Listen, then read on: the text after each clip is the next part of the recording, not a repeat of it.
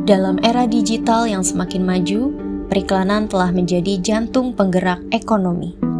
Namun, di balik visual yang menarik dan pesan kreatif, terdapat tanggung jawab besar, mematuhi norma dan etika yang melindungi masyarakat. Hari ini, kita menelusuri kasus-kasus pelanggaran pedoman perilaku penyiaran dan standar program siaran P3SPS pada iklan Indonesia.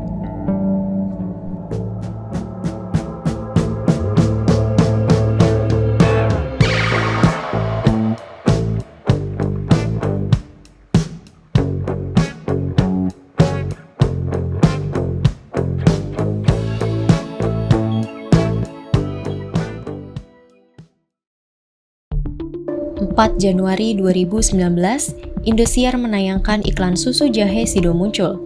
Apa yang seharusnya menjadi promosi sederhana berubah menjadi kontroversi ketika iklan ini dianggap terlalu menonjolkan bagian tubuh model dengan goyangan tubuh yang dianggap erotis?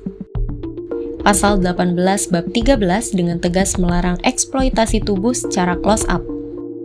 Pasal 9 dan Pasal 14 menekankan pentingnya norma kesopanan dan perlindungan anak dalam program siaran. Apa yang terjadi selanjutnya? KPI mengeluarkan teguran keras kepada lembaga penyiaran terkait. Namun, pertanyaan tetap, apakah teguran saja cukup untuk mencegah pelanggaran serupa di masa depan? Oh, kenikmatan baru apa, Beb? Inilah Granat. Februari 2021, iklan GrabFood menghadirkan tokoh pria berpenampilan perempuan, sementara kreativitasnya menarik.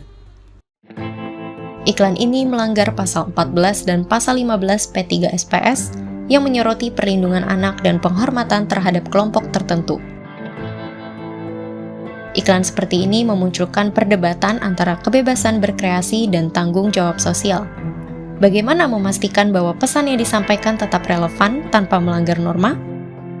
Ini bukan hanya tentang seni dan kebebasan, tetapi juga tentang bagaimana iklan membentuk persepsi sosial di masa depan.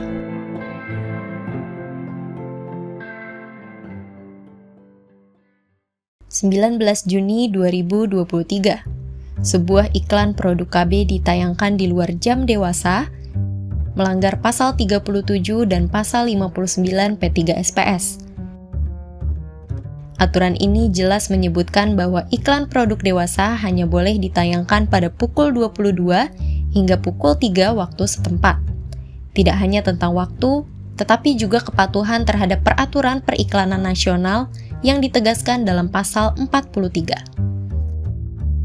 KPI kembali mengingatkan pentingnya kepatuhan terhadap penggolongan siaran sesuai usia. Ketiga kasus ini mencerminkan tantangan besar dalam menjaga keseimbangan antara kepentingan bisnis dan tanggung jawab sosial. Sebagai masyarakat, kita perlu mengawasi dan terus mendukung regulasi yang melindungi kepentingan publik.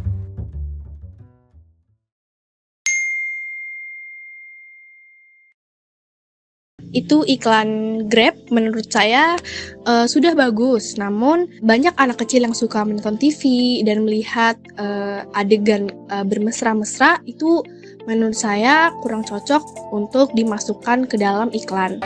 Pasti ada pelanggarannya, terutama yang pelanggaran untuk seksualitas ya.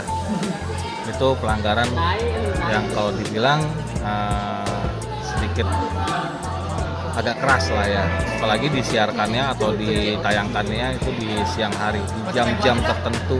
Iklan tersebut mengandung pelanggaran karena iklan tersebut mengandung unsur erotisme. Harusnya iklan tidak boleh mengeksploitasi erotisme atau seksualitas dalam bentuk dan dengan cara apapun. Kelas Factory itu iklannya bagus tapi terlalu menjadikan perempuan objek. Yang menarik dan mendidik, yang pas dengan usia penontonnya, yang pas dengan kebutuhan masyarakat penontonnya, yang seperti itu. Iklan yang menarik dan mendidik itu yang mencakup beberapa elemen. Di antaranya kayak cerita yang relevan mungkin ya, terus kedua pesan edukatif yang sederhana.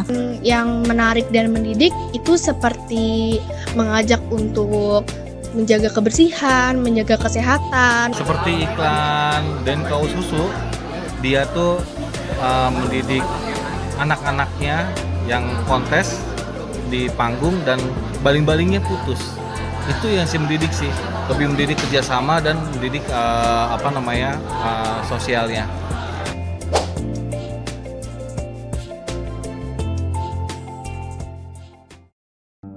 Melanggar etika periklanan bukan hanya soal aturan yang dilanggar, tetapi tentang hilangnya kepercayaan publik terhadap media.